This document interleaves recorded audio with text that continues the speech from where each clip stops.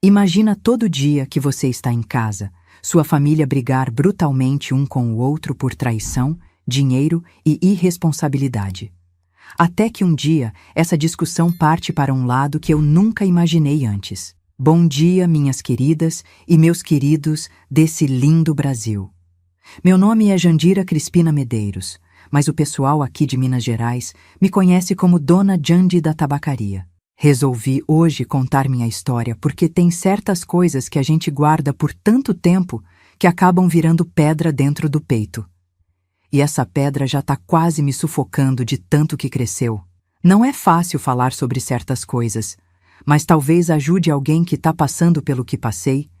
Talvez dê força para quem precisa fugir de uma situação que parece não ter saída.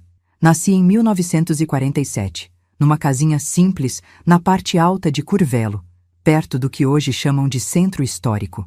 Nossa casa era pequena, mas tinha um quintal grande com pés de acerola, goiaba e jabuticaba.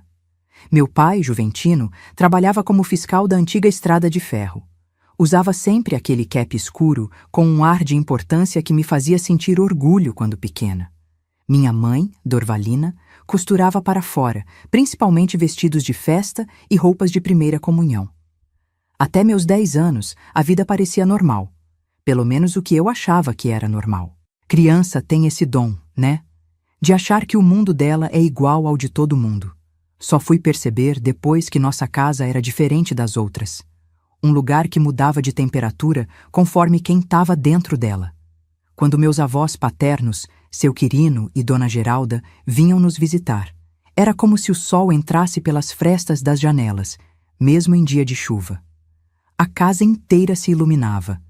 Vovô Quirino com suas histórias da roça, imitando os bichos e fazendo eu rir até minha barriga doer.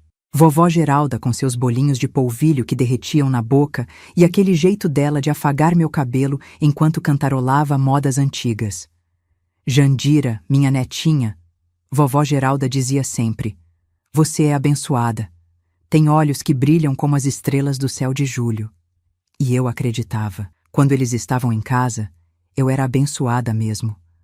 Mas quando meus avós iam embora, quando eles iam embora, era como se levassem toda a luz com eles. A casa escurecia, o ar ficava pesado.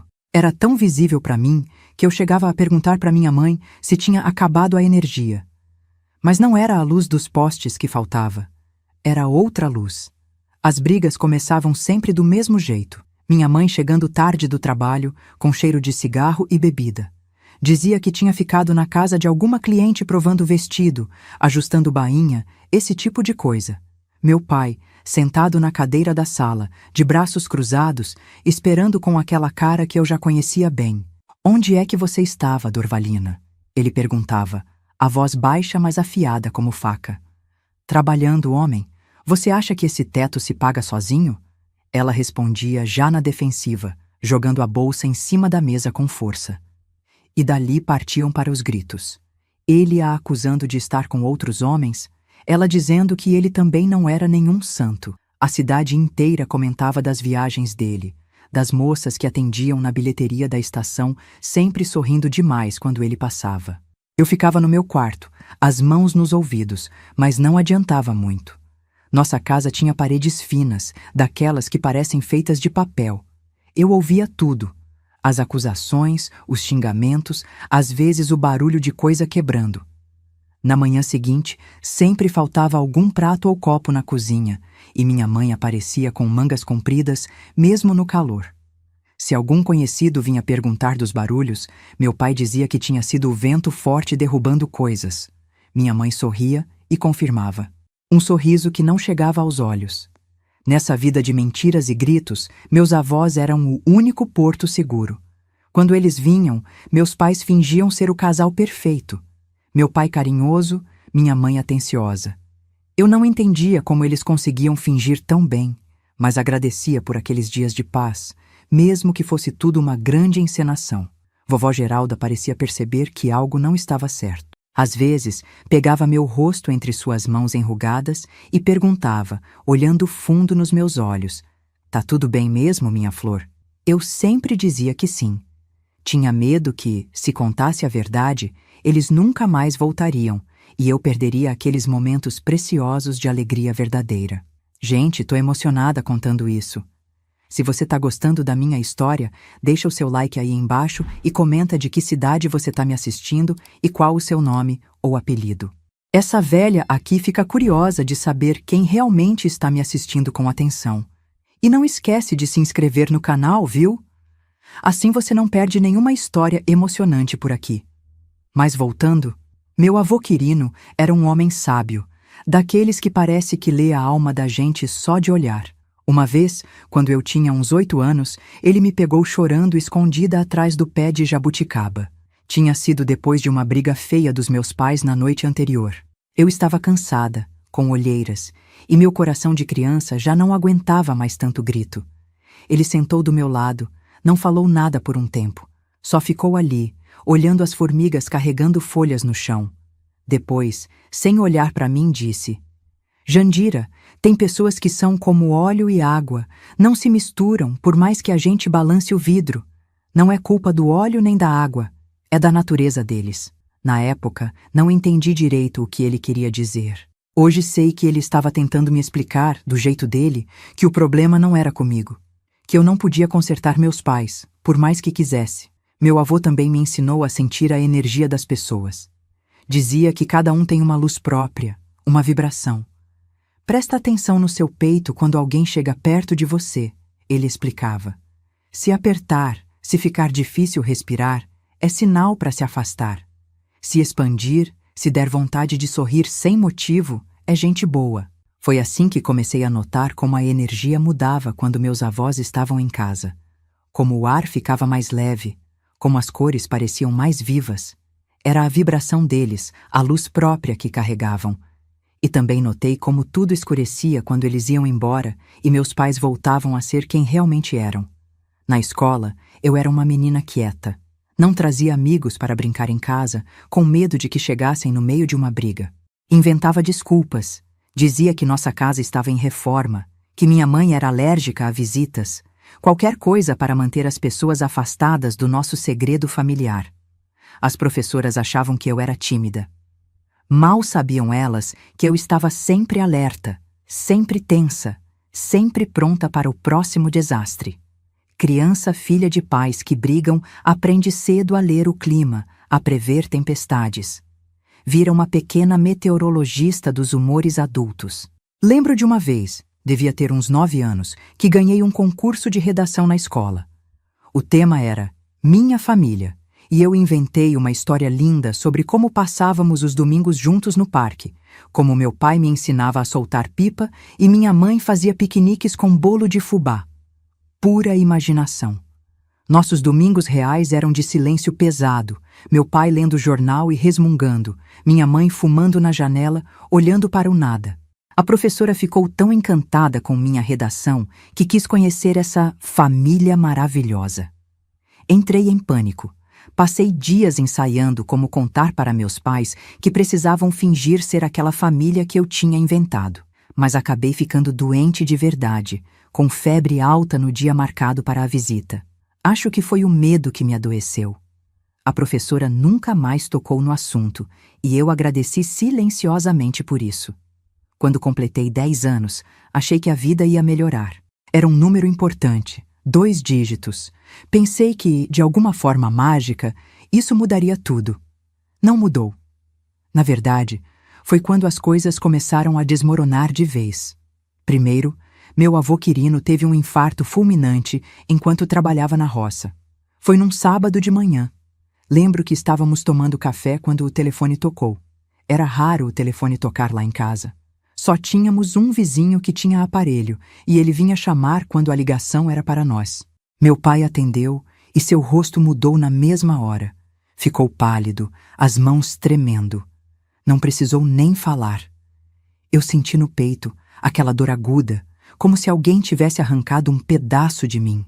Soube na hora que era meu avô. Vovó Geralda não aguentou a perda. Eles tinham sido casados por mais de 50 anos, daqueles casais que a gente olha e pensa, é assim que deveria ser. Ela definhou rapidamente, perdeu a vontade de comer, de falar, de viver. Menos de 3 meses depois do enterro do meu avô, ela também se foi. Disseram que foi infarto, como ele, mas eu sei que foi de coração partido mesmo. Com a morte dos meus avós, as coisas em casa pioraram ainda mais. Era como se eles fossem a única cola que ainda mantinha meus pais juntos, nem que fosse só para manter as aparências. Sem eles, não havia mais motivo para fingir. As brigas ficaram mais frequentes, mais violentas. Não havia mais dias de trégua, só momentos de silêncio tenso entre uma explosão e outra. Eu já não dormia direito, vivia sobressaltada, esperando o próximo grito, o próximo barulho de vidro quebrando. Até que um dia, meu pai entrou no meu quarto de manhã, antes de eu ir para a escola. Ele parecia diferente, quase calmo, com uma expressão que eu não via há muito tempo. Jandira, ele disse, sentando na beirada da minha cama, vou comprar um presente bonito para sua mãe hoje. Algo especial. Quem sabe assim as coisas melhoram, né? Senti uma pontinha de esperança. Talvez ele tivesse finalmente entendido que precisavam mudar, que não podiam continuar vivendo daquele jeito. Fui para a escola com o coração mais leve naquele dia. Quando voltei, minha mãe estava sozinha em casa, fumando na cozinha com um copo de cachaça ao lado. Perguntei pelo meu pai. Foi comprar um presente para mim, foi? Ela riu, um riso amargo que me arrepiou a espinha. O presente que ele me deu foi sumir. Pegou as coisas dele e foi embora. Deve estar longe a essa hora.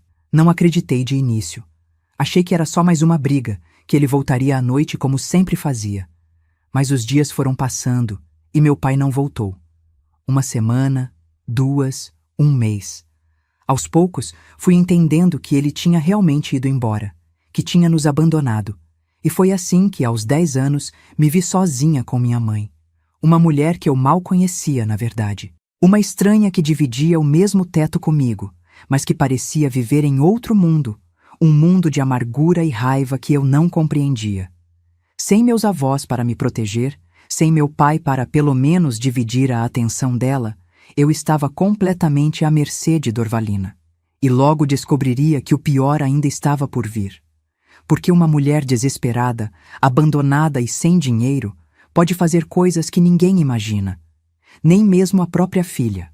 Quando eu penso em tudo que passei, às vezes me pergunto como consegui sobreviver. Acho que a gente tem uma força dentro que só descobre quando não tem mais escolha. Mas vamos continuar de onde parei. Foi pouco depois do meu aniversário de 10 anos que o mundo começou a desmoronar de vez. Lembro como se fosse hoje. Era uma tarde de março, céu limpo, aquele calorzão típico de Curvelo. Eu estava brincando com uma boneca de pano que minha vovó Geralda tinha feito para mim. Um dos últimos presentes dela antes de partir. A morte dos meus avós foi o primeiro golpe duro que recebi na vida. Vovô Quirino se foi primeiro, num dia comum, trabalhando na horta dele. Um infarto, disseram. Caiu entre os pés de mandioca que tanto cuidava. Vovó Geralda tentou seguir sem ele, mas era como se tivessem arrancado metade dela. Em menos de 3 meses, ela também partiu. Os vizinhos falavam que era doença de saudade, mas o médico disse que foi o coração também. Naquele dia de março, enquanto eu brincava, ouvi meu pai chegando mais cedo do trabalho. Isso era raro. Ele normalmente só voltava depois do anoitecer. Entrou apressado, nem me deu atenção quando corri para abraçá-lo como sempre fazia. Foi direto para o quarto e começou a jogar roupas numa mala velha. Pai, o que está acontecendo? Perguntei, parada na porta, segurando minha boneca com força. Ele me olhou como se tivesse esquecido que eu existia. Então, suspirou fundo e sentou na beirada da cama. Nunca vou esquecer aquela expressão. Uma mistura de culpa com alívio, como quem finalmente tomou uma decisão que adiava há muito tempo. Jandira, ele disse, a voz mais baixa que o normal. Vou comprar um presente bonito para sua mãe. Algo especial. A gente precisa de uma mudança. Acreditei. Criança tem essa inocência, né? Acredita nas palavras, não nos olhos. E os olhos dele diziam outra coisa completamente diferente. Posso ir junto? Perguntei, já imaginando que tipo de presente seria. Não, filha, é uma surpresa. Você fica e ajuda sua mãe a preparar um jantar caprichado para quando eu voltar. Ele fechou a mala, Me deu um beijo na testa, mais demorado que o normal, e saiu. Aquele foi o último beijo, a última vez que vi meu pai.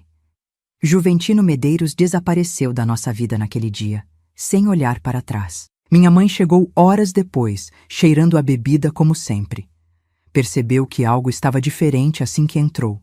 Talvez o silêncio da casa, talvez a minha cara de quem tinha chorado a tarde toda, esperando um pai que não voltava. "Onde está seu pai?" ela perguntou, jogando a bolsa no sofá. "Foi comprar um presente para a senhora", respondi, ainda com uma pontinha de esperança. "Disse que era surpresa." Ela soltou uma risada seca, dessas que não tem nada de engraçado. Foi até o quarto e abriu o guarda-roupa. Ficou olhando para o espaço vazio onde as roupas dele deveriam estar. Então, sem dizer nada, pegou uma garrafa que escondia embaixo da cama e bebeu direto do gargalo. "O presente que ele me deu foi sumir, isso sim", disse finalmente, a voz embargada. Pegou as coisas dele e foi embora. Deve estar longe a essa hora. Não acreditei de início. Fiquei dias esperando, olhando pela janela, correndo para a porta cada vez que ouvia passos na rua. Uma semana, 2, um mês. Aos poucos, a verdade foi se assentando como poeira. Meu pai tinha abandonado a gente. Mais tarde, descobri que ele nem tinha ido tão longe assim. Uma vizinha contou que o viu em Sete Lagoas, cidade a menos de 100 quilômetros de Curvelo, vivendo com outra mulher, bem mais jovem que minha mãe. Tinha até arrumado outro emprego na estação de trem de lá. Simplesmente recomeçou a vida, como se eu e minha mãe nunca tivéssemos existido. Aquele abandono mudou tudo. Sem o salário do meu pai, nossa situação financeira, que já não era boa, ficou desesperadora. Minha mãe trabalhava como costureira, mas gastava boa parte do que ganhava com bebida. As contas começaram a se acumular. Avisos de corte de luz e água apareciam debaixo da porta quase toda semana. A casa, que antes já era um lugar triste, tornou-se um verdadeiro inferno. Minha mãe afundou ainda mais na bebida. Já não disfarçava, bebia na minha frente mesmo, às vezes desde a hora que acordava. Os clientes que traziam roupas para ela costurar foram sumindo. Quem confiaria tecidos caros a uma mulher de mãos trêmulas e olhos sempre vermelhos? "A vida é assim mesmo, Jandira", ela dizia quando eu chorava de fome. "Uma desgraça depois da outra. Quanto antes você aprender isso, melhor." Comecei a faltar às aulas para tentar ajudar em casa. Ia de porta em porta, oferecendo para lavar roupas, varrer quintais, qualquer coisa para conseguir alguns trocados. Tinha apenas 10 anos, mas já carregava responsabilidades de gente grande. As professoras até tentaram intervir. Dona Eunice, que dava aulas na 3ª série, chegou a vir em casa conversar com minha mãe. Disse que eu era uma menina inteligente, que tinha futuro nos estudos. Minha mãe prometeu que me mandaria para a escola no dia seguinte. Mas assim que a professora saiu, me disse para esquecer aquela conversa. Estudar para quê?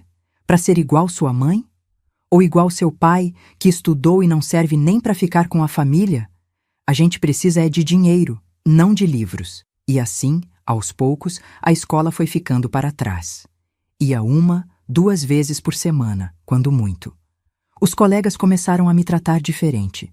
As meninas cochichavam quando eu passava. Os meninos faziam piadas sobre minha mãe.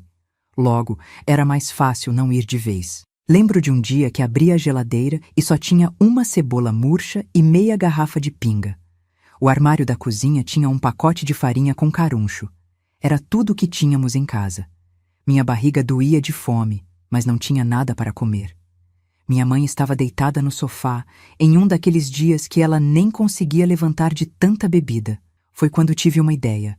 Peguei o último vestido bonito que eu tinha, um que minha vovó Geralda tinha feito para mim antes de morrer, e fui até a feira.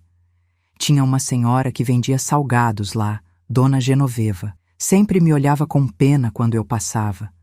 Ofereci o vestido em troca de comida.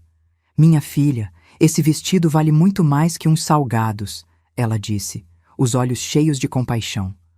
"Mas eu tô com muita fome, Dona Genoveva, e em casa não tem nada para comer."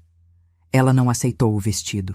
Em vez disso, me deu uma sacola com pães, um pedaço de queijo e algumas frutas.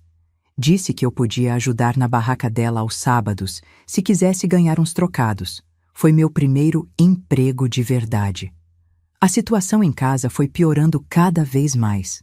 Minha mãe começou a sumir por dias, voltando cheirando não só a bebida, mas a perfume de homem também. Eu ficava sozinha, cuidando da casa como podia, comendo o que conseguia comprar com o dinheirinho que ganhava na feira, ou fazendo pequenos serviços. As roupas já não serviam mais, os sapatos apertavam. Cresci usando vestidos que ficavam cada vez mais curtos, remendando meias furadas, lavando a mesma blusa várias vezes por semana, porque era a única que ainda servia. Foi nessa época, quando eu tinha uns 12 anos, que minha mãe conheceu o Jeremias. Ele era dono de uma loja de tecidos no centro de Curvelo. Um homem de seus 50 anos, barrigudo, sempre de camisa social bem passada e um relógio dourado no pulso. Lembro do primeiro dia que o vi. Tinha olhos verdes, frios como água de poço, que me examinaram de cima a baixo de um jeito que me fez querer me esconder. Sua filha é uma mocinha bonita, Dorvalina. Ele disse para minha mãe, enquanto me olhava. Puxou a sua beleza. Minha mãe sorriu, daquele jeito que eu raramente via. Não era um sorriso de felicidade, mas de quem acabou de encontrar uma solução para um problema difícil. Percebi depois que, para ela, eu tinha deixado de ser apenas uma boca para alimentar e tinha me tornado um recurso. Jeremias começou a aparecer em casa com frequência. Trazia presentes para minha mãe, garrafas de bebida melhor que a pinga barata que ela costumava tomar, tecidos finos, até mesmo um par de sapatos novos uma vez. Para mim, trazia balas e às vezes um vestido que sobrou da loja. Sempre me pedia para experimentar na frente dele. Sempre insistia em ver como ficou. Minha mãe finalmente arrumou um emprego fixo na loja dele. Não sei exatamente o que ela fazia lá. Dizia que era vendedora, depois que organizava o estoque, as histórias mudavam.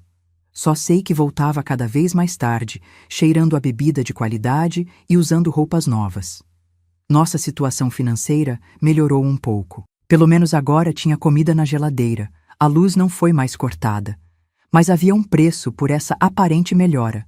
Um preço que eu ainda não entendia completamente. Um dia, quando estava com 14 anos, minha mãe me chamou para ir com ela ao trabalho. Era um sábado. A loja estaria fechada.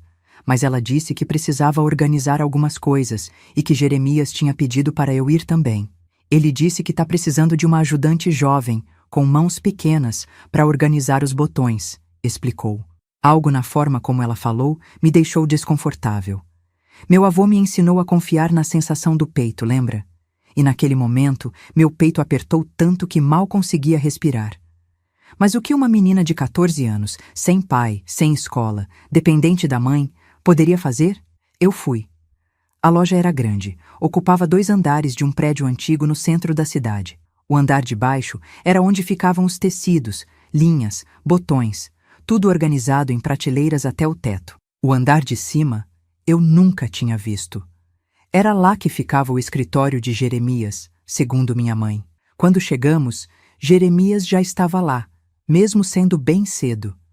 Abriu a porta dos fundos para nós, aquele mesmo sorriso que nunca chegava aos olhos. Tinha mais 2 pessoas com ele, homens que nunca tinha visto antes. Um deles carregava uma câmera fotográfica grande, daquelas profissionais. Dorvalina, você não me disse que sua filha tinha ficado tão desenvolvida, ele comentou, me olhando de um jeito que fez minha pele se arrepiar de nojo. Eu tinha começado a desenvolver seios há pouco tempo. Meu corpo ainda era de menina, mas ele me olhava como se eu fosse uma mulher feita. Minha mãe apenas sorriu aquele sorriso estranho de novo. Ela tá pronta, Jeremias. Já conversamos sobre isso. Foi nesse momento que entendi que não estava ali para organizar botão nenhum. Algo muito pior estava para acontecer.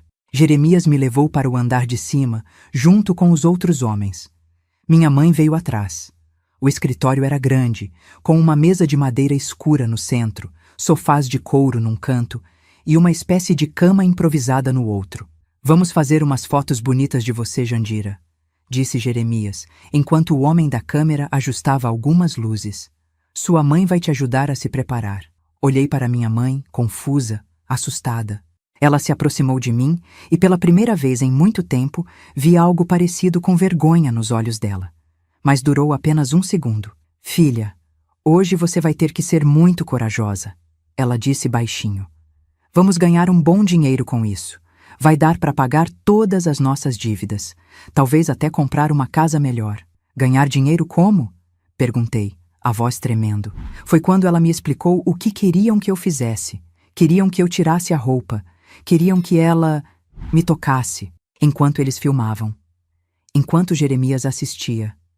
Meu mundo desabou naquele instante. A pessoa que deveria me proteger estava me entregando para ser abusada. Minha própria mãe, por dinheiro. Não!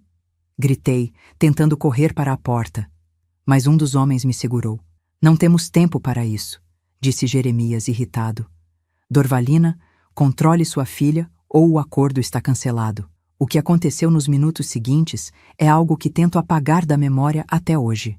Minha mãe me segurando, me forçando, enquanto eu chorava e implorava. Jeremias dizendo o que ela deveria fazer comigo, como me tocar, onde.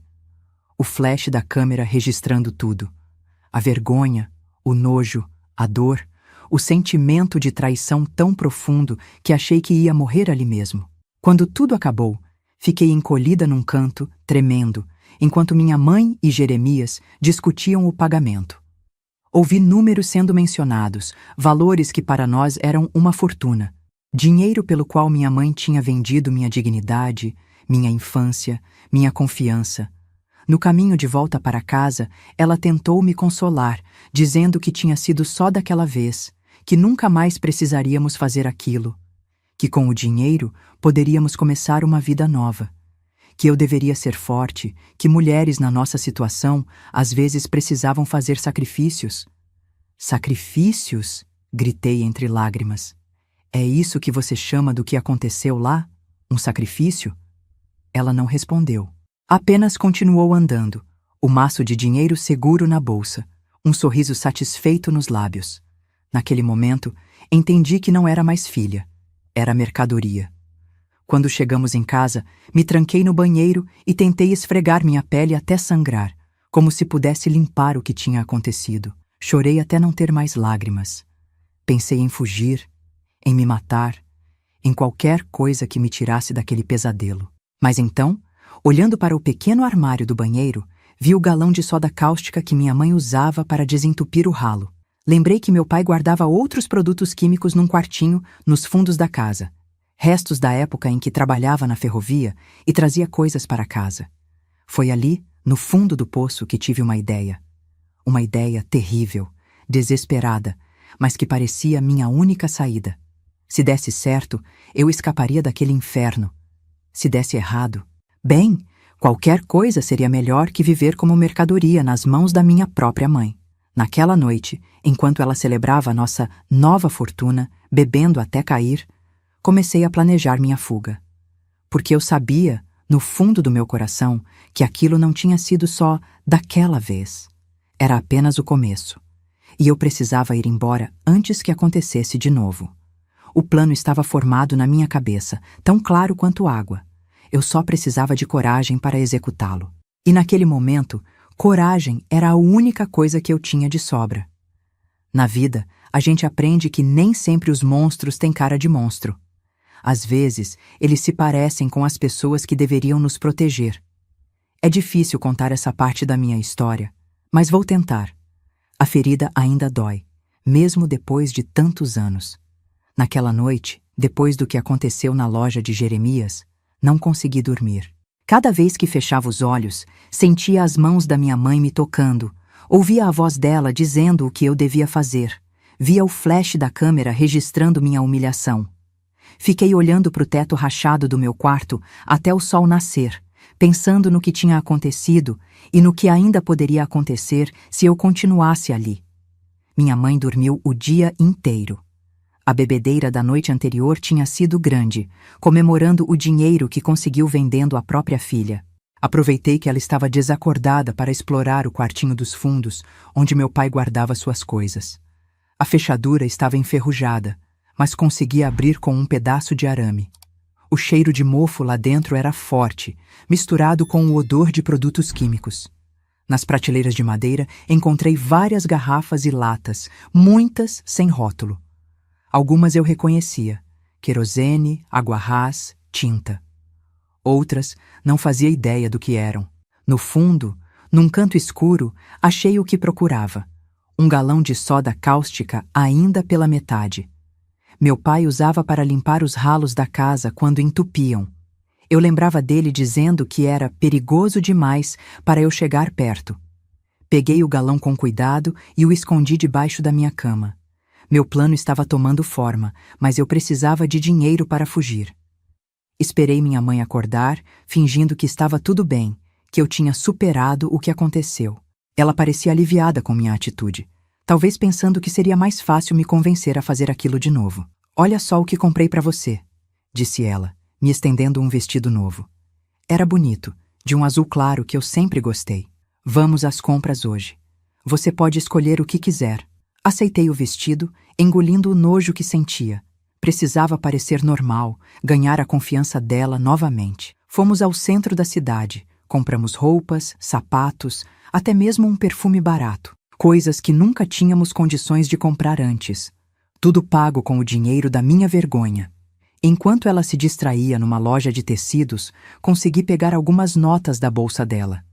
Não muito, apenas o suficiente para uma passagem de ônibus e alguns dias de comida. Escondi o dinheiro na meia, rezando para que ela não percebesse. Voltamos para casa com sacolas cheias, mas meu coração estava vazio. Aquela noite, ela recebeu uma ligação. Pelo tom da conversa, percebi que era Jeremias. Meu sangue gelou quando ouvi ela dizer: "Claro, sem problema. Amanhã mesmo levamos ela." Quando desligou, veio até mim com aquele mesmo sorriso falso. "Jeremias gostou muito das fotos, filha. Quer fazer mais algumas amanhã. Disse que vai pagar o dobro desta vez." Foi naquele momento que soube. Tinha que ser naquela noite. Não havia mais tempo. "Tudo bem, mãe", respondi, tentando controlar o tremor na minha voz. "Acho que entendi que isso é importante pra gente." Ela pareceu surpresa com minha aceitação, mas satisfeita. Me abraçou, um abraço que antes significaria conforto e agora só me causava repulsa. "Você é uma boa menina, Jandira. Vai ver, logo vamos ter uma vida muito melhor." Esperei ela tomar banho antes de dormir, como sempre fazia. Ouvi o chuveiro ligado e soube que era minha chance. Peguei o galão de soda cáustica debaixo da cama, as mãos tremendo tanto que quase o derrubei. A tampa estava dura, mas consegui abrir. O cheiro forte me fez os olhos arderem. O banheiro da nossa casa era separado apenas por uma cortina de plástico amarelada. Conseguia ver a silhueta da minha mãe através dela, cantarolando baixinho enquanto se lavava, provavelmente pensando no dinheiro que ganharia no dia seguinte. Me aproximei devagar, o galão pesado nos meus braços de menina. Cada passo parecia uma eternidade. Pensei nos meus avós, em como eles ficariam horrorizados se soubessem o que tinha acontecido, o que eu estava prestes a fazer. Pensei no meu pai, que nos abandonou e me deixou à mercê daquela mulher que já não reconhecia como mãe. Parei na entrada do banheiro, a cortina balançando levemente com o vapor do chuveiro. Era minha última chance de desistir, de encontrar outra saída.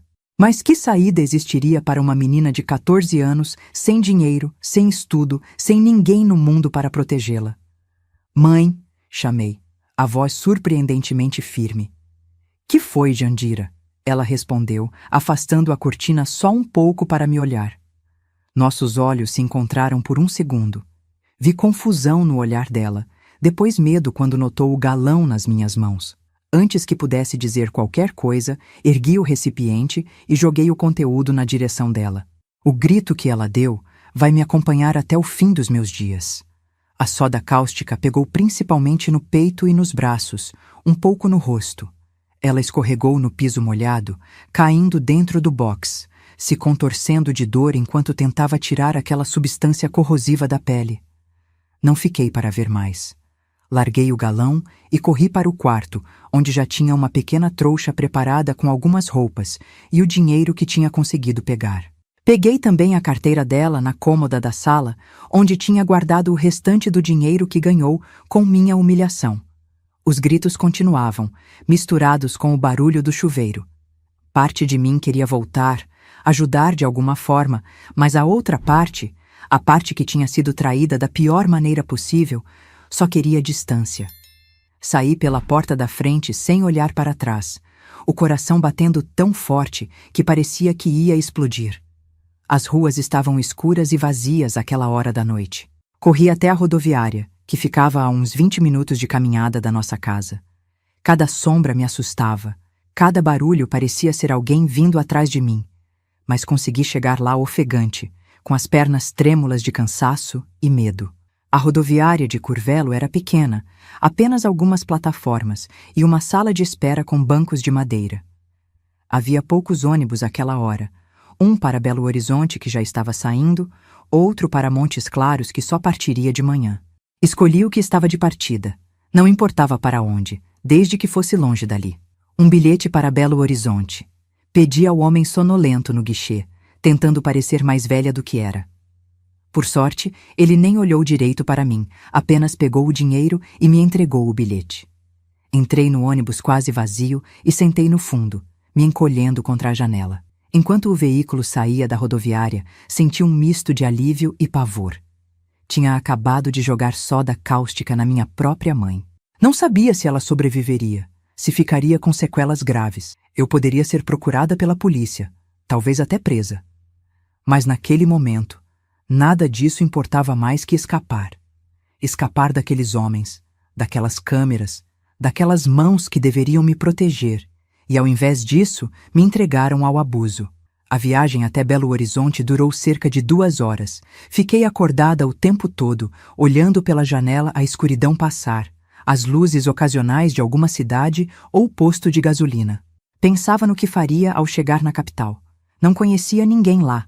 Nunca tinha saído de Curvelo antes. A cidade grande me assustava tanto quanto ficar. Cheguei na rodoviária de Belo Horizonte ainda de madrugada. O lugar era enorme comparado com a pequena estação de Curvelo, cheio de gente mesmo àquela hora, barulhento, confuso. Me senti completamente perdida. Sentei num banco e fiquei observando o movimento, tentando decidir o que fazer. Tinha dinheiro suficiente para alguns dias num hotel barato, talvez uma semana se economizasse muito.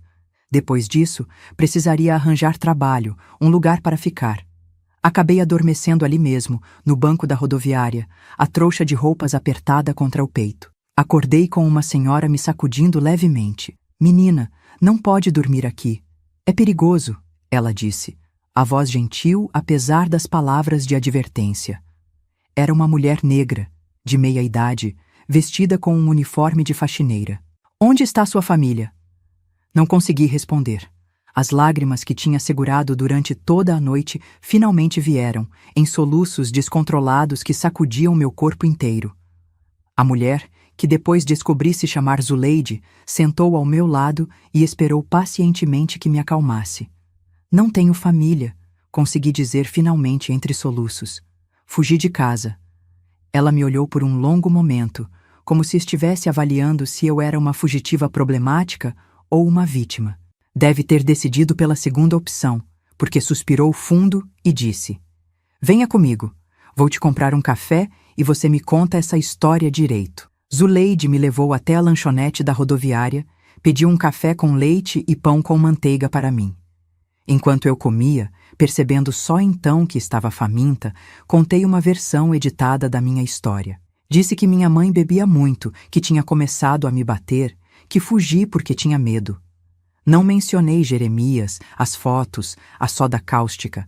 Algumas verdades são pesadas demais para compartilhar com estranhos. "Quantos anos você tem?" ela perguntou, me observando atentamente. 16. Menti, tentando parecer mais velha. Tinha apenas 14, mas sabia que, sendo menor de idade, ela poderia me entregar para algum conselho tutelar, que me mandaria de volta para Curvelo. Zuleide não pareceu muito convencida, mas não insistiu. "Tem algum parente aqui em Belo Horizonte? Alguém que possa te acolher?" Balancei a cabeça negativamente. "Não conheço ninguém aqui. Vim porque era o ônibus que estava saindo." Ela ficou em silêncio por um momento, pensativa. Depois disse algo que mudou o curso da minha vida. "Olha, não posso te levar para minha casa. Moro num quarto pequeno com minhas 2 filhas. Mal cabemos lá. Mas conheço um lugar onde você pode ficar por uns dias, até decidir o que fazer. É uma tabacaria no centro da cidade. O dono, seu Adelino, às vezes deixa pessoas ficarem no quartinho dos fundos em troca de ajuda no balcão. Não é muito, mas é melhor que a rua. Aceitei a oferta imediatamente. Qualquer coisa seria melhor que voltar para Curvelo, ou ficar vagando pelas ruas de uma cidade que eu não conhecia. Zuleide terminou seu turno ao meio-dia e me levou até a tabacaria. Era um lugar pequeno numa rua estreita do centro, com uma vitrine empoeirada, exibindo cachimbos, cigarros e fumos de várias marcas. O cheiro forte de tabaco invadia as narinas assim que se abria a porta. Seu Adelino estava atrás do balcão. Um homem de uns 50 anos, magro, com um bigode grisalho e óculos de leitura na ponta do nariz. Olhou para mim com desconfiança quando Zuleide explicou a situação. Não sou orfanato, Zuleide. Ele resmungou, me examinando por cima dos óculos. E ela é muito nova, vai me trazer problemas. Ela precisa de ajuda, Adelino, insistiu Zuleide. Só por alguns dias, até encontrar outro lugar. Pode trabalhar para pagar a hospedagem. Ele suspirou, parecendo resignado. 3 dias. Nenhum a mais. E vai ter que trabalhar duro.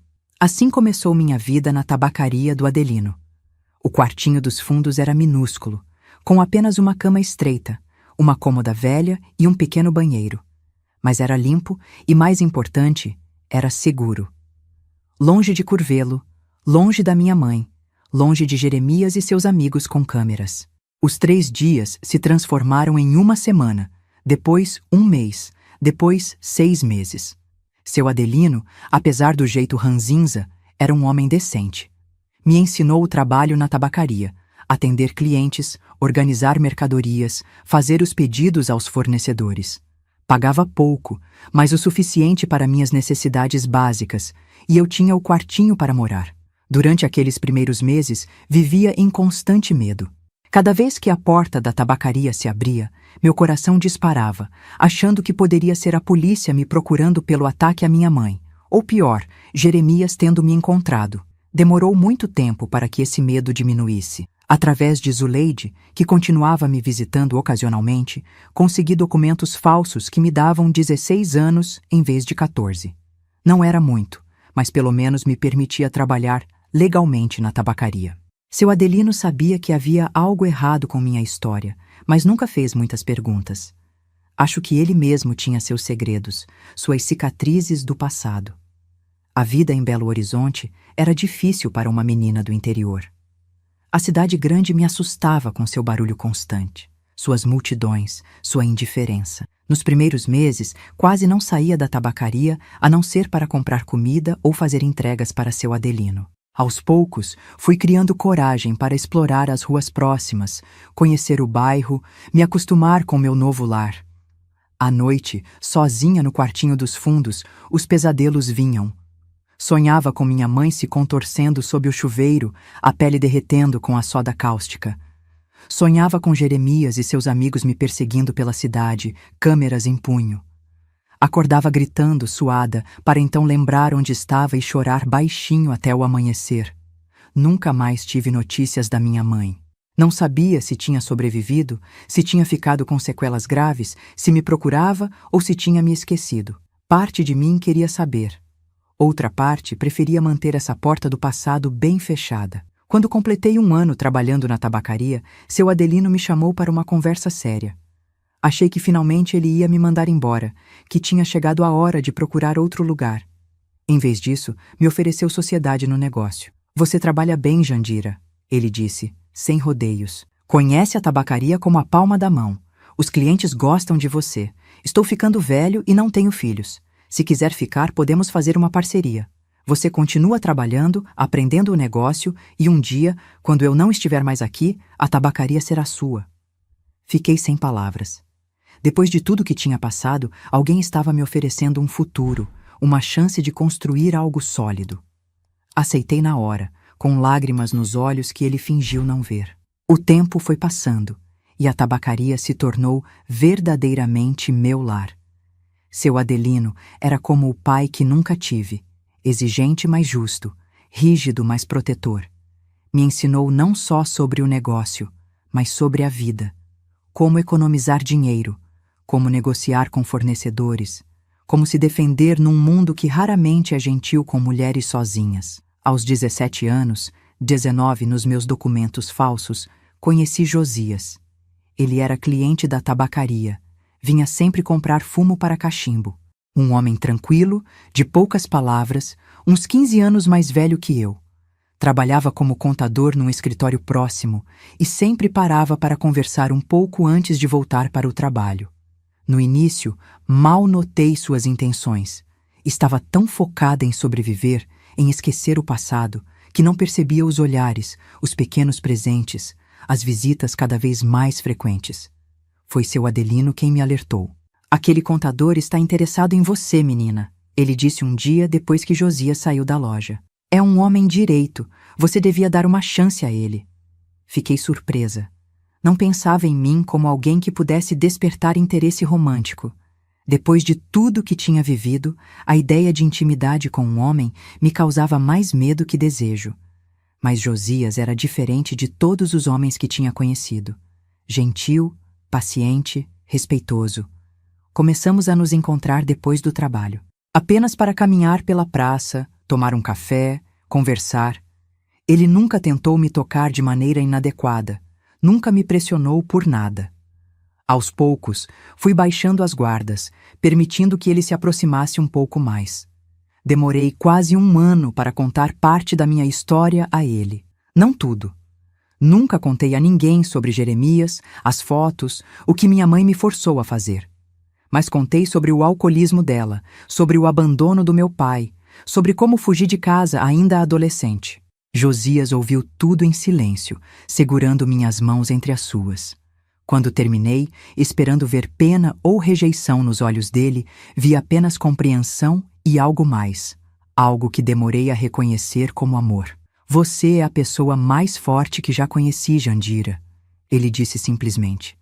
E naquele momento, senti que talvez, apenas talvez, pudesse haver um futuro para mim além da sobrevivência diária. Um futuro com alegria, com conexão, com algo parecido com uma família. Nos casamos quando eu tinha 19 anos de verdade, 21 nos documentos. Foi uma cerimônia simples, apenas seu Adelino e alguns amigos da tabacaria como convidados. Josias nunca questionou a discrepância nos meus documentos, nunca insistiu em conhecer minha família ou em voltar para Curvelo. Aceitou meu passado nebuloso como parte de quem eu era, sem exigir explicações que eu não estava pronta para dar. Nossa vida juntos foi tranquila, dentro do possível para alguém carregando tantos fantasmas como eu. Josias era um homem bom, trabalhador, que me tratava com respeito e carinho. Continuei trabalhando na tabacaria, agora não mais como funcionária, mas como sócia de fato. Seu Adelino aos poucos foi se afastando, me deixando assumir mais responsabilidades. Em 1970, seu Adelino faleceu pacificamente durante o sono. Deixou a tabacaria inteiramente para mim, como tinha prometido anos antes. Foi uma perda dolorosa. Ele tinha se tornado a figura paterna que nunca tive de verdade. Mas seu legado permaneceu, não apenas no negócio que me confiou, mas nas lições de vida que me ensinou. Com Josias, construí uma vida estável, segura. Nunca tivemos filhos. Algo dentro de mim parecia quebrado depois de tudo que vivi, e os médicos nunca encontraram uma explicação física para minha infertilidade. Talvez fosse melhor assim. O ciclo de abuso que começou com minha mãe terminaria em mim. Nos mudamos para uma casa pequena, mas confortável perto da tabacaria. Fizemos alguns amigos, criamos uma rotina, envelhecemos juntos. Josias nunca soube de tudo. Algumas feridas são profundas demais para serem expostas, mesmo para quem amamos. Mas ele sabia o suficiente para entender meus momentos de tristeza inexplicável, meus ocasionais pesadelos, meu medo de voltar a Curvelo. Em 1985, quase 20 anos depois da minha fuga, recebi uma carta endereçada à tabacaria. Não tinha remetente, apenas o selo postal de Curvelo. Minhas mãos tremeram ao abrir o envelope. Dentro, havia apenas um recorte de jornal amarelado pelo tempo. Era um obituário de 1966. Faleceu ontem em sua residência Dorvalina Alves Medeiros, 42 anos, vítima de complicações de saúde. Deixa uma filha Jandira, paradeiro desconhecido. Complicações de saúde. Uma forma educada de dizer que ela nunca se recuperou completamente do ataque com soda cáustica. Minha mãe tinha morrido apenas 1 ano após minha fuga. Nunca descobri quem me enviou aquele recorte, como me encontraram depois de tanto tempo. Talvez algum antigo vizinho, talvez até mesmo meu pai, se é que ainda estava vivo. Chorei naquele dia, não sei bem porquê. Não pela mulher que me traiu da pior maneira possível, mas talvez pela mãe que ela poderia ter sido. Pela filha que eu poderia ter sido se as circunstâncias fossem diferentes. Chorei pelo desperdício de vidas, pela dor que perpetuamos uns aos outros, pelos ciclos que raramente conseguimos quebrar. Josias me encontrou com o recorte nas mãos, os olhos vermelhos. Não perguntou nada, apenas me abraçou em silêncio. Era o que eu mais amava nele, sua capacidade de oferecer conforto sem exigir explicações. A vida seguiu seu curso. A tabacaria prosperou sob meus cuidados, apesar das dificuldades econômicas que o país enfrentou nas décadas seguintes. Josias se aposentou do escritório de contabilidade, mas continuou me ajudando com as finanças do negócio. Envelhecemos juntos, construindo uma vida que, se não era exatamente feliz no sentido tradicional, era pelo menos pacífica, respeitosa, segura. Ele partiu em 2010, vítima de um câncer que consumiu seu corpo gentilmente, sem muita dor. Fiquei sozinha, mas não desamparada. A tabacaria ainda era minha âncora, meu propósito. Os clientes antigos, muitos deles já idosos como eu, vinham não apenas para comprar, mas para conversar, trocar histórias, fazer companhia. E assim cheguei aos 76 anos, ainda atrás do mesmo balcão onde encontrei refúgio quando era apenas uma menina assustada fugindo de horrores que nenhuma criança deveria conhecer. A vida não foi fácil, mas sobrevivi. Mais que isso, encontrei momentos de paz, de dignidade, de propósito. Nunca mais voltei a Curvelo. Nunca procurei saber o que aconteceu com Jeremias, se foi preso, se continuou abusando de outras meninas. Nunca tentei encontrar meu pai para perguntar por que nos abandonou quando mais precisávamos dele. Algumas portas é melhor manter fechadas. Hoje, quando olho no espelho e vejo essa senhora de cabelos brancos, olhos cansados mas ainda atentos, me pergunto o que aquela menina de 14 anos pensaria se pudesse me ver agora. Acho que ficaria orgulhosa de ter sobrevivido, de ter encontrado um caminho através da escuridão. Acho que entenderia que, às vezes, sobreviver já é uma forma de vitória. Tem certas decisões na vida que a gente toma num piscar de olhos, mas que mudam tudo para sempre. Jogar aquela soda cáustica na minha mãe foi uma dessas decisões. Não me orgulho do que fiz. Nunca quis machucar ninguém, nem mesmo ela depois de tudo. Mas naquele momento, com 14 anos e sem saída, foi o único caminho que consegui enxergar. A chegada em Belo Horizonte foi um choque. Saí de uma cidadezinha do interior direto para a capital, sem conhecer ninguém, sem ter ideia de como sobreviver. Se não fosse por Zuleide, aquela faxineira de coração grande que me encontrou dormindo na rodoviária, só Deus sabe o que teria acontecido comigo. Os primeiros dias na tabacaria do seu Adelino foram de puro medo. Cada barulho na rua me fazia tremer, achando que era a polícia vindo me buscar pelo que tinha feito com minha mãe. Ou pior, que era Jeremias que tinha me encontrado para terminar o que começou naquele dia terrível na loja dele. Eu mal dormia. Quando conseguia, tinha pesadelos horríveis. Via minha mãe com o rosto derretido pela soda cáustica me perseguindo, gritando que eu era uma ingrata, que tinha destruído a vida dela. Acordava ensopada de suor, mordendo o travesseiro para não gritar e acordar seu Adelino. O quartinho dos fundos da tabacaria era pequeno, com uma cama de solteiro, um criado mudo e um banheirinho apertado. As paredes eram finas, dava para ouvir o barulho da rua e das pessoas passando. Mas depois de tudo que tinha vivido, aquele cubículo era um paraíso. Era meu. Era seguro. Seu Adelino não era um homem de muitas palavras. Nos primeiros dias, me observava desconfiado enquanto eu tentava aprender o trabalho na tabacaria. Atender clientes, organizar as prateleiras, preparar os pacotes de fumo. Minhas mãos tremiam tanto que eu derrubava as coisas, misturava os produtos, errava no troco. Menina, ele me disse no terceiro dia, a voz grave mas não ríspida.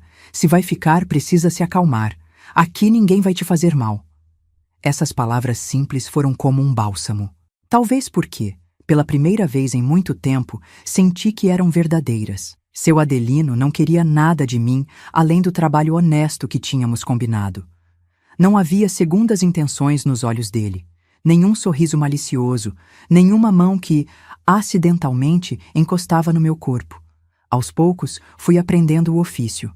A tabacaria vendia principalmente fumo para cachimbo e cigarro de palha, além de acessórios como isqueiros, piteiras e cachimbos importados. Era frequentada por uma clientela fiel, homens mais velhos em sua maioria, que vinham não só comprar, mas conversar, trocar histórias, fugir um pouco da solidão. Seu Adelino me ensinou a reconhecer os diferentes tipos de fumo pelo cheiro e textura. Me ensinou a embrulhar os pacotes com aquele papel pardo e barbante, fazendo um laço perfeito no final. Me ensinou a lidar com dinheiro, a fazer as contas do caixa, a negociar com fornecedores. Mais importante, me ensinou a confiar novamente. Não de uma vez, mas aos poucos, como quem testa um gelo fino antes de pisar com força. Todo mundo tem uma história triste para contar, Jandira. Ele me disse uma noite, enquanto fechávamos a loja. O que importa não é o que aconteceu com você, mas o que você vai fazer daqui para frente. Nunca contei tudo para ele. Algumas coisas são pesadas demais para compartilhar, mesmo com quem nos acolhe. Mas contei o suficiente, que tinha fugido de casa porque minha mãe bebia muito, que meu pai tinha nos abandonado, que não tinha mais família. Ele não fez muitas perguntas, apenas assentiu, como quem entende mais do que foi dito. Depois de alguns meses, comecei a receber um pequeno salário além da hospedagem. Não era muito, mas para quem nunca tinha tido dinheiro próprio, era uma fortuna. Guardava cada centavo embaixo do colchão, economizando para o dia em que precisasse fugir novamente. Porque mesmo começando a me sentir segura, o medo nunca me abandonava completamente. Com a ajuda de Zuleide, que continuava me visitando de vez em quando, consegui documentos falsos que me davam 16 anos em vez de 14. Não era muito, mas fazia diferença. Seu Adelino fingiu acreditar, mesmo que seus olhos dissessem que sabia da mentira. 16 anos, é? E eu sou o rei da Inglaterra, ele resmungou, mas guardou os documentos na gaveta da escrivaninha e não tocou mais no assunto. O tempo foi passando, e aos poucos fui criando coragem para explorar além das paredes da tabacaria. No início, apenas a rua em frente, depois o quarteirão, então o bairro inteiro. Belo Horizonte era um mundo completamente diferente de Curvelo. Grande, barulhenta, cheia de gente apressada que nem notava uma menina magricela andando sozinha. Havia uma praça perto da tabacaria onde eu gostava de sentar nos domingos, único dia em que seu Adelino fechava a loja. Ficava observando as famílias passeando, as crianças correndo, os casais de namorados. Sentia uma mistura de inveja e alívio. Inveja daquela normalidade que nunca tive. Alívio por estar longe do inferno que tinha sido minha vida anterior. Foi nessa praça que, cerca de 1 ano depois da minha chegada, tive um encontro que quase me fez voltar a fugir. Estava sentada num banco comendo um pão de queijo que tinha comprado numa padaria próxima, quando vi um homem me observando de longe. Algo nele me lembrou Jeremias. Talvez o jeito de olhar, talvez apenas o terror das minhas próprias memórias. Levantei num pulo e saí correndo, deixando cair o resto do pão de queijo. Corri sem olhar para trás, o coração batendo tão forte que parecia que ia sair pela boca. Me tranquei no quartinho da tabacaria e passei o resto do dia tremendo, esperando que a qualquer momento a porta fosse arrombada, que mãos cruéis me arrastassem de volta para Curvelo, para o inferno. Mas nada aconteceu. Ninguém veio. No dia seguinte, quando contei para seu Adelino que tinha visto alguém me observando, ele apenas pegou o velho revólver que guardava embaixo do balcão e o colocou mais à vista. Ninguém vai te levar daqui contra sua vontade, menina, ele disse com uma certeza que me fez chorar de alívio. Foi por volta dessa época que comecei a realmente entender o negócio da tabacaria. Seu Adelino estava envelhecendo, os olhos já não enxergavam tão bem. As mãos às vezes tremiam ao contar o dinheiro. Comecei a assumir mais responsabilidades, fazer os pedidos aos fornecedores, negociar preços, organizar os livros de contabilidade. Descobri que tinha talento para negócios. Os clientes gostavam de mim. Os fornecedores respeitavam minha firmeza nas negociações. E seu Adelino parecia cada vez mais satisfeito com meu trabalho. A tabacaria, que antes sobrevivia com dificuldade, começou a prosperar sob meus cuidados. Você tem bom olho para os negócios, Jandira. Seu Adelino comentou um dia, enquanto eu mostrava a ele como tinha reorganizado o estoque para aproveitar melhor o espaço. Melhor que o meu, para falar a verdade. Aquele elogio simples significou mais para mim que qualquer coisa. Era reconhecimento, era valorização, coisas que nunca tinha recebido antes. O tempo continuou passando. 1 ano se transformou em 2, 2 em 3. Meu medo de ser descoberta, de ser levada de volta, foi diminuindo aos poucos. Comecei a construir uma vida em Belo Horizonte, a criar raízes, mesmo que frágeis. Com o dinheiro que economizei, comprei roupas novas, livros, sempre gostei de ler, mesmo tendo pouco estudo formal. Até mesmo um rádio pequeno para ouvir música no quartinho dos fundos. Comecei a frequentar o cinema de vez em quando, sentada sozinha na última fileira, perdida nas histórias da tela grande que me faziam esquecer por algumas horas a minha própria. Estava com 17 anos, 19 nos documentos falsos, quando seu Adelino me chamou para uma conversa séria. Era fim de tarde, a tabacaria já fechada. Apenas nós dois sentados nos banquinhos atrás do balcão com 2 xícaras de café forte. Jandira, ele começou, a voz mais rouca que o normal. Não sou um homem de rodeios, você me conhece. Estou ficando velho. Os olhos já não veem direito, as juntas doem no frio. O médico disse que meu coração não está dos melhores. Senti um aperto no peito. A ideia de perder seu Adelino, a única pessoa que tinha sido genuinamente boa para mim desde meus avós, era insuportável. Não tenho família, ele continuou. Nunca me casei, não tenho filhos, sempre foi só eu e esta tabacaria. Mas agora tenho você. Ele fez uma pausa, tomou um gole de café, me olhou nos olhos. Quero que você fique com a tabacaria quando eu não estiver mais aqui. Fiquei sem palavras. Nunca, nem em meus sonhos mais otimistas, tinha imaginado algo assim. Alguém confiando em mim a esse ponto, me dando uma chance real de futuro. Mas, seu Adelino, é seu negócio, sua vida inteira. Gaguejei sem saber como responder. E o que vou fazer com ele quando morrer? Levar para o caixão? Ele respondeu, com aquele humor seco que sempre tinha. Você cuidou deste lugar como se fosse seu. Transformou um negócio morrendo num sucesso. Merece ficar com ele. Lágrimas que não consegui conter escorreram pelo meu rosto. Não eram apenas lágrimas de gratidão, mas de algo mais profundo, a sensação de finalmente pertencer a algum lugar, de ter um futuro além da sobrevivência diária. Obrigada. Foi tudo o que consegui dizer, a voz embargada.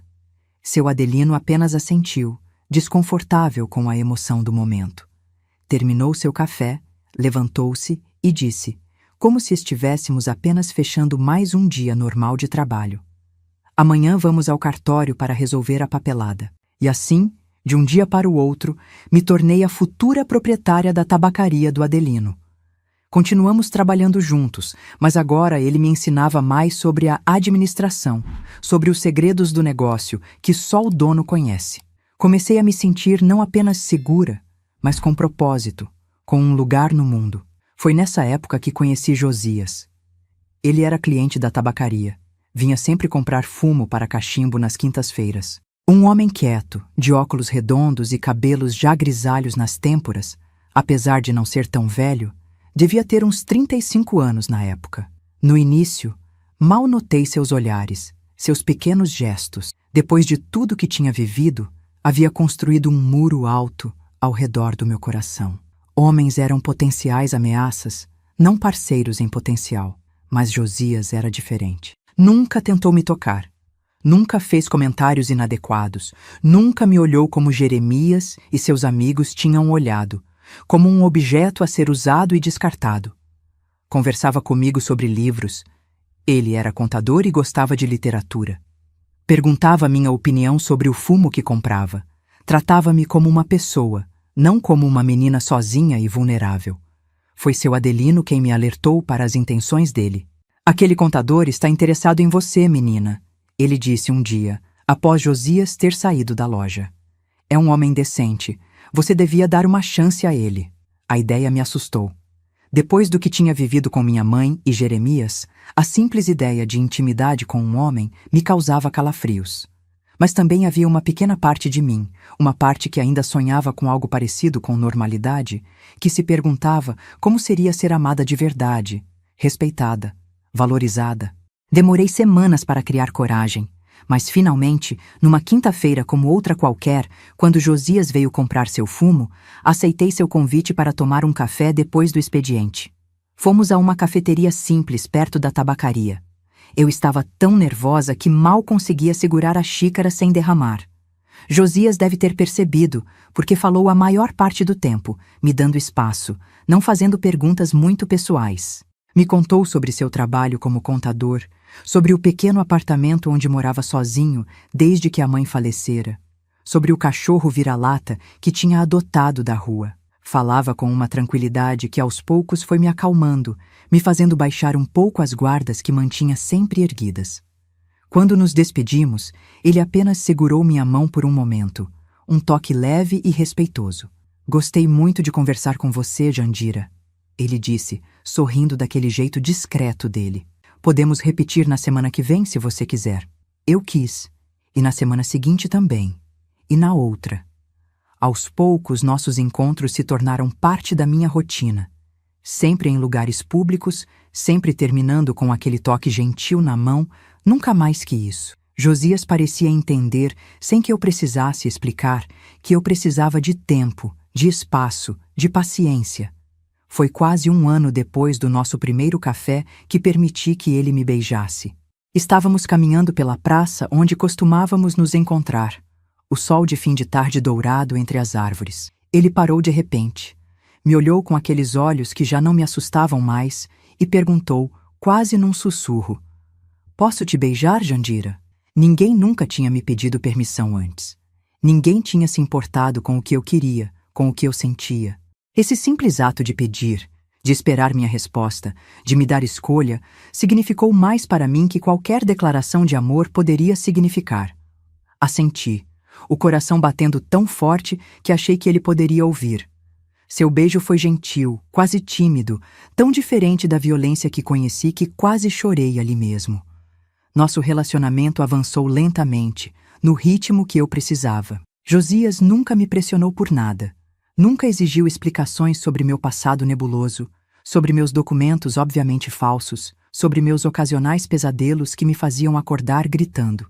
Um dia, quase 2 anos depois de nos conhecermos, criei coragem para contar parte da minha história a ele. Não tudo. Nunca contei a ninguém sobre Jeremias, sobre as fotos, sobre o que minha mãe me forçou a fazer.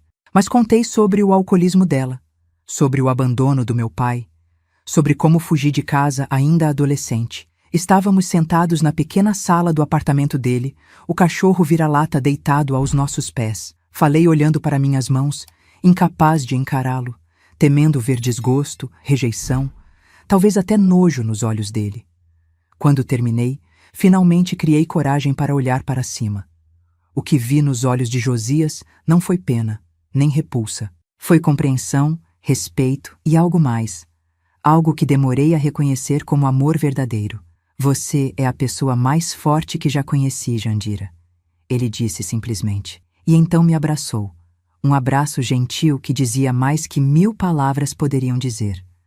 Naquela noite, pela primeira vez, permiti que um homem me tocasse por vontade própria. Foi assustador e libertador ao mesmo tempo, como se, finalmente, estivesse reclamando meu próprio corpo, curando antigas feridas, descobrindo que intimidade poderia ser algo belo, não violento. Josias me pediu em casamento 6 meses depois. Foi um pedido simples, sem grandes gestos. Ele me conhecia bem o suficiente para saber que eu não gostava de chamar atenção, de estar no centro dos holofotes. Apenas me deu um anel modesto, Disse que me amava e que queria passar o resto da vida comigo. Aceitei, com lágrimas nos olhos que, pela primeira vez em muito tempo, eram de alegria pura, não de dor ou medo. Nos casamos numa cerimônia pequena no cartório, apenas seu Adelino e alguns amigos próximos como testemunhas. Eu tinha 19 anos de verdade, 21 nos documentos falsos. Josias tinha 40, uma diferença de idade que algumas pessoas comentavam, mas que para nós nunca importou. Ele tinha a gentileza e paciência que eu precisava. Eu tinha a força e determinação que ele admirava. Nosso primeiro lar juntos foi um pequeno apartamento não muito longe da tabacaria.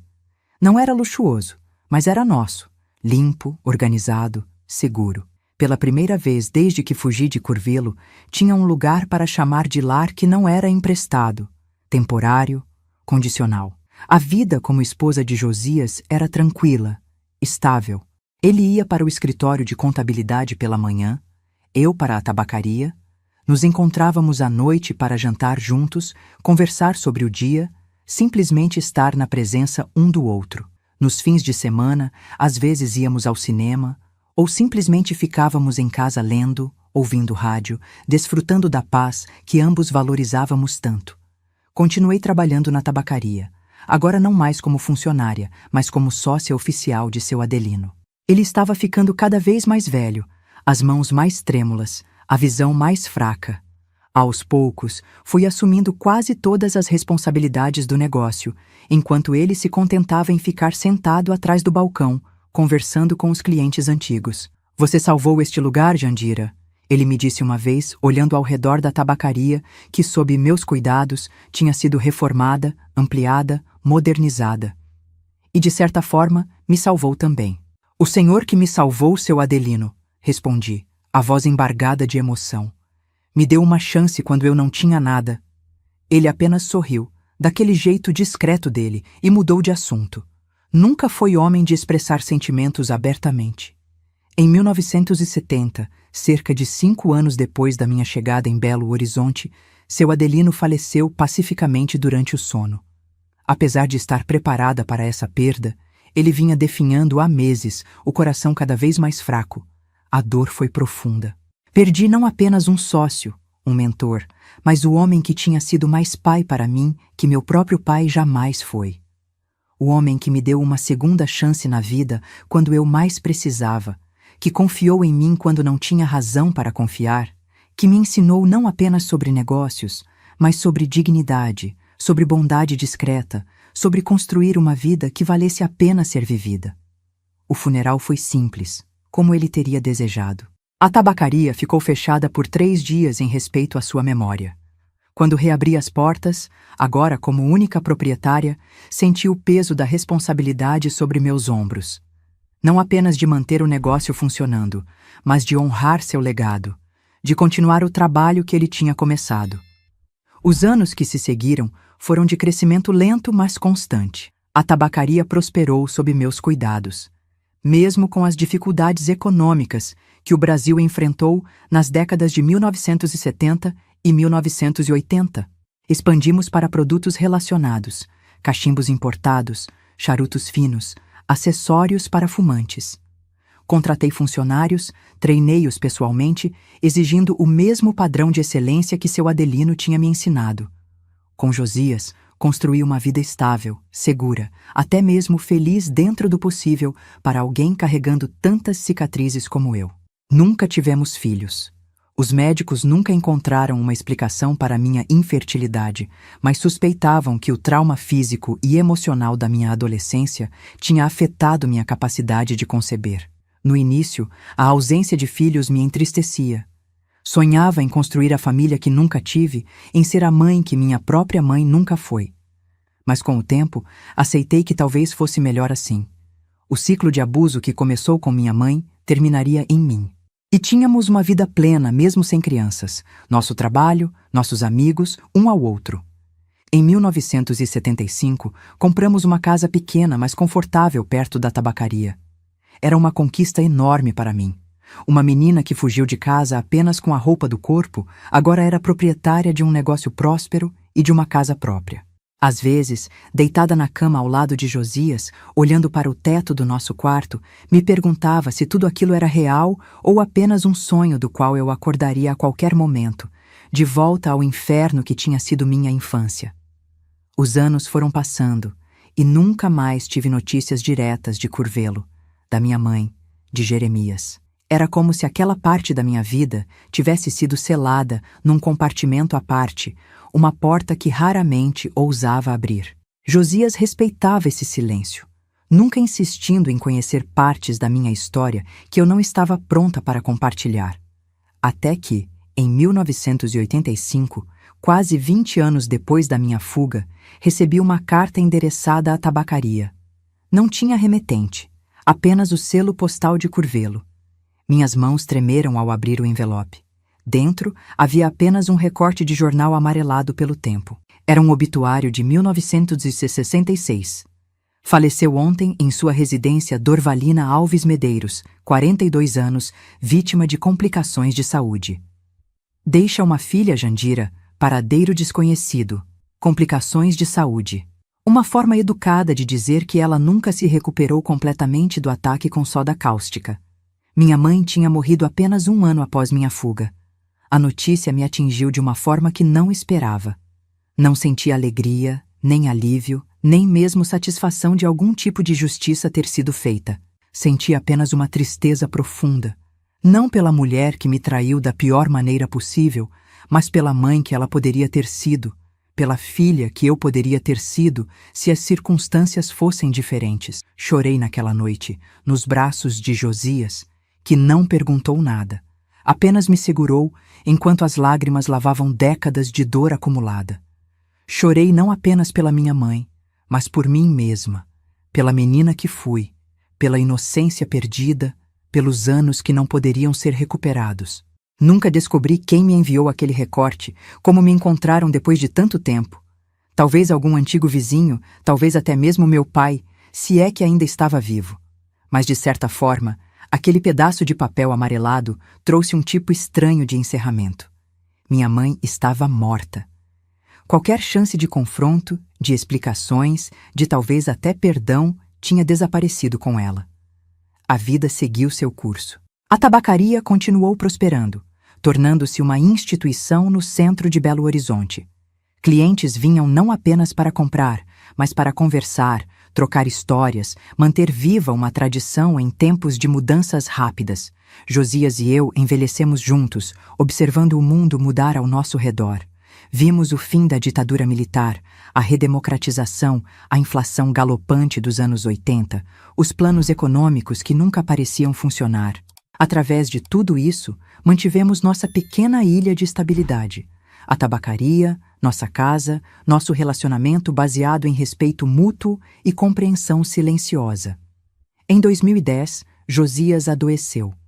Um câncer que começou no pâncreas e rapidamente se espalhou.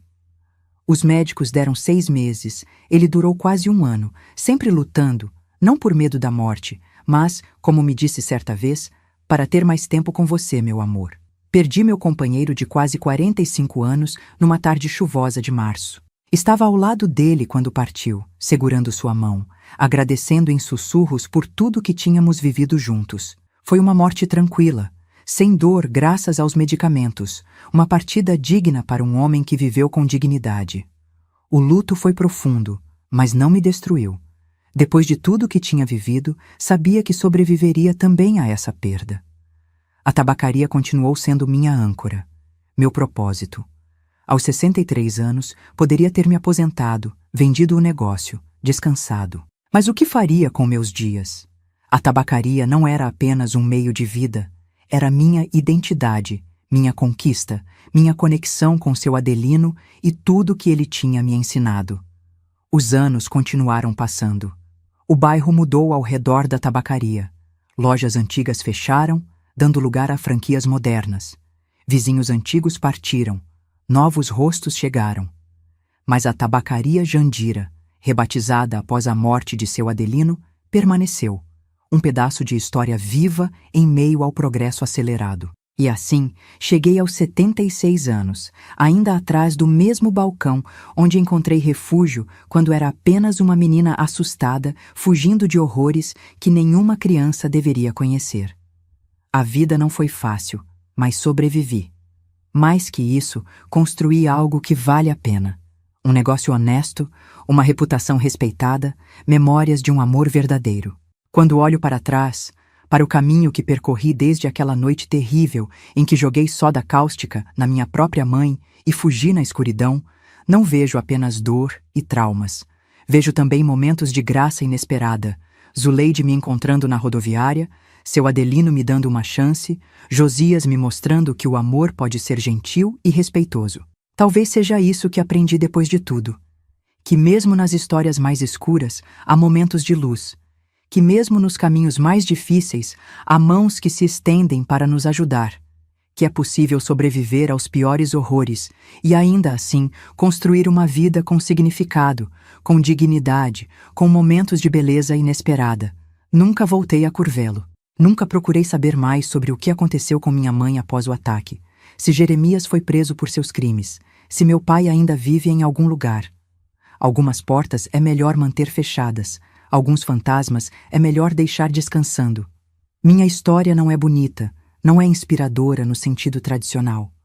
É uma história de sobrevivência, de fazer o que é preciso, mesmo quando as escolhas são impossíveis. É uma história de cicatrizes que nunca desaparecem completamente, mas que, com o tempo, deixam de doer a cada movimento. Se há uma lição nisso tudo, talvez seja esta: que somos mais fortes do que imaginamos, que mesmo quebrados podemos nos reconstruir, que um ato de bondade, como o de seu Adelino me acolhendo quando eu não tinha nada, pode mudar o curso de uma vida inteira. E talvez, só talvez, que é possível encontrar paz mesmo depois do inferno, que é possível construir uma vida digna mesmo começando dos escombros. E assim os anos se passaram, como água entre os dedos. Agora, com 76 anos, ainda cuido da minha tabacaria todos os dias. Os jovens de hoje não entendem muito bem o valor deste lugar, com seus cigarros eletrônicos e celulares sempre na mão. Mas meus clientes antigos, aqueles que vêm aqui há décadas, sabem que este lugar é mais que uma loja. É um pedaço da história de Curvelo, um cantinho onde o tempo parece correr mais devagar. Depois que Josias partiu, a tabacaria se tornou ainda mais importante para mim. Não é apenas um negócio, é meu legado, minha história de superação. Cada prateleira, cada gaveta, cada cachimbo antigo na vitrine guarda um pedaço da minha jornada. Da menina assustada que fugiu de casa até a senhora de cabelos brancos que vos fala hoje. Nunca mais soube o que aconteceu com Jeremias depois daquele dia terrível. Às vezes me pergunto se ele continuou fazendo mal a outras meninas, se alguém conseguiu pará-lo. Quero acreditar que sim, que de alguma forma a justiça o alcançou, mesmo que tardiamente. Sobre meu pai, soube por um cliente de Curvelo que ele faleceu em 1998. Em 7 Lagoas. Viveu até o fim com aquela outra mulher. Teve mais 2 filhos com ela. Nunca tentou me encontrar, pelo menos que eu saiba. Talvez tenha sido melhor assim. O que diríamos um ao outro depois de tanto tempo? Que perdão eu poderia oferecer a um homem que nos abandonou quando mais precisávamos dele? As cicatrizes do passado nunca desaparecem completamente. Ainda tenho pesadelos às vezes. Sonho com minha mãe, com Jeremias, com aquele quarto onde perdi minha inocência. Acordo suando frio, o coração disparado, precisando de alguns segundos para lembrar onde estou, que estou segura, que aquele tempo ficou para trás. Mas aprendi que cicatrizes também podem ser marcas de força. Cada uma delas me lembra que sobrevivi, que encontrei um caminho através da escuridão, que construí uma vida que vale a pena ser vivida, apesar de tudo. Se pudesse voltar no tempo e falar com aquela menina de 14 anos, assustada e desesperada, o que diria? Talvez apenas isto. Vai doer, minha filha, vai doer muito, mas você é forte, mais forte do que imagina. E um dia, essa dor que parece que vai te matar, vai se transformar numa força que ninguém pode tirar de você.